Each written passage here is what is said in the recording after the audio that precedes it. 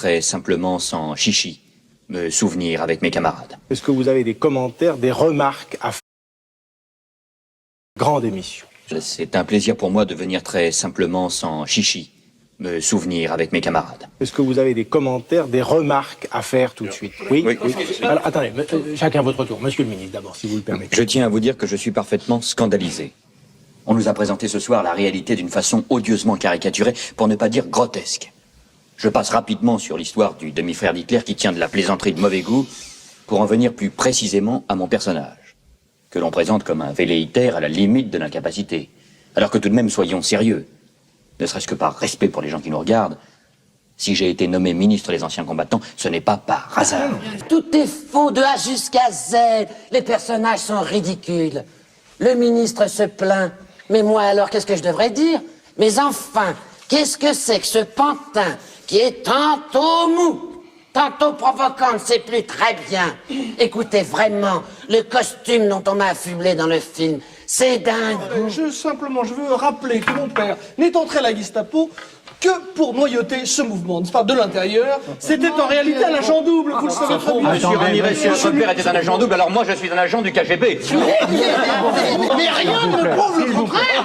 Étiez-vous ou non super résistant? Je n'ai rien à voir avec ce Superman d'opérette. J'étais coiffeur stagiaire à la Madeleine. J'avais un travail fou. J'ai dû porter 2 ou 3 messages pour les résistants. Voilà, c'est tout. On va pas en faire une jaunie. Non, Monsieur Bourdelle est beaucoup trop modeste et c'est tout à son honneur. Mais il était bel et bien membre d'un réseau actif. Ne portez pas de masque, bien entendu, vous vous en doutez. Mais il était fort connu dans la résistance sous le nom de Sparadrap. Mais tout ça, c'est de l'histoire ancienne. Ça n'intéresse plus les jeunes. Ce qu'il leur faut maintenant, ce sont des héros virils et musclés, genre Rocky. Attendez, monsieur le ministre. Monsieur Giraud. Je demande la Attendez, parole, monsieur n'est-ce le pas? ministre. Mangez bien. Jamais je n'ai fait partie de cette réunion de SS au château de Montbreuil. D'ailleurs, je faisais partie de la Wehrmacht, je le rappelle. Et à ce moment-là, je faisais une cure pour le foie, à Luchon. Mon général, vous avez entendu tout à l'heure les questions des téléspectateurs. Ils voudraient savoir si oui ou non vous avez épousé après la guerre Madame Bernadette Bourdelle qui est ici avec nous. Bon, écoutez, le général et moi, nous sommes épousés en mai 52 à Vienne. On a parlé tout à l'heure de mariage intervenu, j'ai noté, en mai 52. Exactement, à Vienne. monsieur Ramirez. Alors que ce mariage était consommé depuis bien longtemps. Je me souviens très bien comment notre père nous racontait, en riant, comment il avait surpris le général Sponcé, la Bourdelle, dans la cuisine, dans une situation très fâcheuse, si vous voyez ce que je veux dire. Vous n'étiez pas très habillés.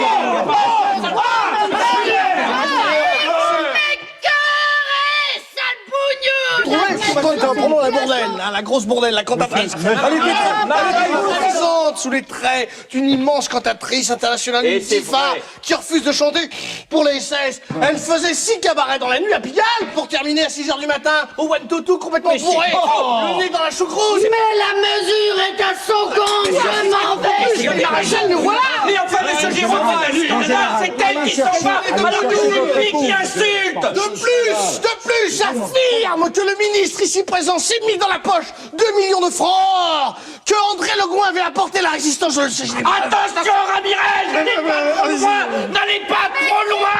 Cette mascarade, vous faites un joli métier. Madame, vous avez tort de quitter. La presse est pourrie. Les absents ont toujours tort. Donne-moi les clés de l'audi. C'est toi qui les as. Mais non, crétin, c'est toi. Vous ne pas partir. J'ai été mis en cause, monsieur Jérôme, j'ai demandé un droit de réponse. Mais ça suffit, monsieur Ramirez, ça suffit.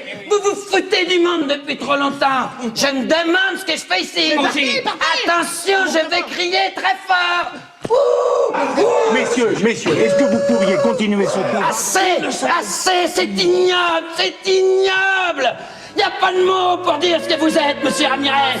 Il n'y a plus de mots. Salope de la part du gouvernement. C'est le mot de la fin.